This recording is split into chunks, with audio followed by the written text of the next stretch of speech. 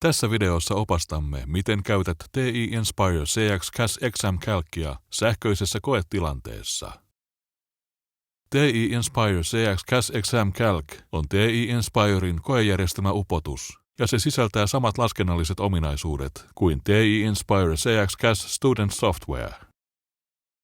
Voit ajatella, että Exam Calc on kuin Student Software pienoiskoossa. Se sisältää koejärjestelmään upotettuna kuvaan merkityn alueen. Niinpä voitkin harjoitella sen käyttöä Student Softwarein avulla. Isoimpana erona on, että tämän videon nauhoitushetkellä näytön reunojen painikkeet puuttuvat, ja vasemman sivupalkin näkymänä on ainoastaan laskinnäppäimistö muiden vaihtoehtojen sijaan. Tässä videossa käymme läpi, miten käyttö onnistuu ilman näitä ja kuinka löydät tärkeimmät toiminnot kokeessa. Tallennus ja tiedostojen avaaminen tapahtuvat automaattisesti koejärjestelmän kautta. Sinun ei tarvitse, etkä voikaan luoda tai avata tiedostoja suoraan Exam Calcissa. Näille painikkeille ei siis olisikaan käyttöä. Leikepöydän käyttö onnistuu nopeasti tietokoneen tavallisilla pikanäppäimillä tai hiiren oikean valikon kautta. Kopiointi toimii komennolla Ctrl+C ja liittäminen Ctrl+V, aivan kuten muissakin ohjelmissa. Uusia sivuja voi lisätä nopeiten pikanäppäimellä Ctrl+I tai laskinnäppäimistön +Page-painikkeella. Sivujen välillä siirtymiseen nopein tapa on käyttää näppäimiä Ctrl-nuoli oikealle tai vasemmalle. Vaihtoehtoisesti voit klikata sivujen numeroita näytön yläreunasta. Student Softwareista tuttua pienoiskuvaken näkymää ei ole käytettävissä sivupalkissa, mutta painamalla Ctrl-nuoli ylös voit avata näkymän, jossa näkyy vastaavasti kaikki sivut. Sulje se painamalla Ctrl-nuoli alas tai valitsemalla jokin sivuista. Yläpalkista puuttuu myös VAR-painike muuttujalistan avaamiseen. VAR-painike löytyy kuitenkin laskinnäppäimistöstä ja vaihtoehtoisesti se avautuu tutulla pikanäppäimellä Ctrl+L. Kukin sovellus, kuten laskin tai muistiinpanot, sisältää oman tutun valikon, aivan kuten Student Softwareissa. Valikon saat auki painamalla menu. Liikkuminen valikossa onnistuu helpoimmin nuolinäppäimillä. Valikon saa suljettua painamalla ESC, mikäli et haluakaan valita mitään valikon kohtaa.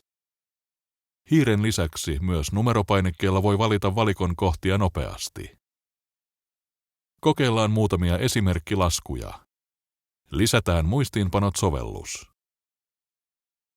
Valitaan valikosta Algebra kohta Expand. Kirjoitetaan lauseke.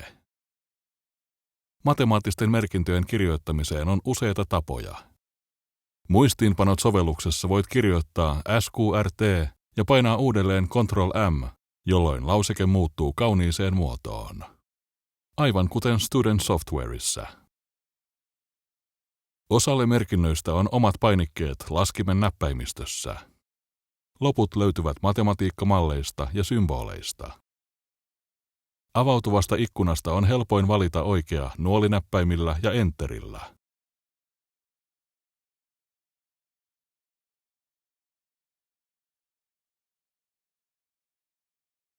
Symbolilista jää siihen kohtaan, jossa olit viimeksi, eli löydät samaan aihepiiriin liittyvät nopeasti uudelleen. Kaikista käytetyimmille symboleille, kuten pi-symbolille, on oma kohtansa. Trigonometrian laskuissa on tärkeää huomioida oikea kulmayksikkö. Kulmayksikkö on näkyvissä näytön yläreunassa. Voit vaihtaa sitä suoraan klikkaamalla. Trigonometrisia funktioita saat esiin painamalla Trig-painiketta. Toinen saman painikkeen painallus siirtää mukavasti aktiivisen kohdan seuraavaan. Vaihtoehtoisesti voit kirjoittaa trigonometriset funktiot suoraan tietokoneen näppäimistöltä, kuten sin tai arcsin.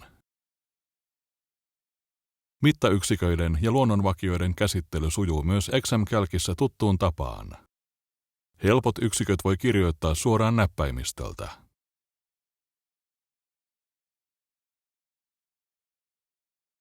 Yksikkömuunnosnuolen voi kirjoittaa näppäimistöltä muodossa @merkki ja sen perään suurempi kuin merkki. Vaikeampia yksiköitä voi poimia oppikirjan kuvakkeen takaa 3. välilehdestä. Valikossa on helppo liikkua nuolinäppäimillä. Nuoli oikealle avaa valikon kohdan ja vasemmalle sulkee sen. Siellä on myös tuttu ohjattu toiminto yksiköiden muuntamiseen. Tässäkin valikossa viimeisin käytetty jää avoimeksi, joten sinun on helppo poimia seuraava samaan aihealueeseen liittyvä uudelleen. Katsotaan vielä lopuksi mahdollisia ongelmia. Jos vahingossa painat kotipainiketta, näyttö siirtyy näkymään, jossa näkyvät sovellukset ja asetukset. Tämä näkymä ei ole kovin hyödyllinen XMCalcissä, sillä tiedostojen käsittely tapahtuu koejärjestelmän puolesta. Takaisin pääset painamalla uudelleen samaa Home-painiketta tai valitsemalla kohdan 4, joka vie takaisin nykyiseen tiedostoon.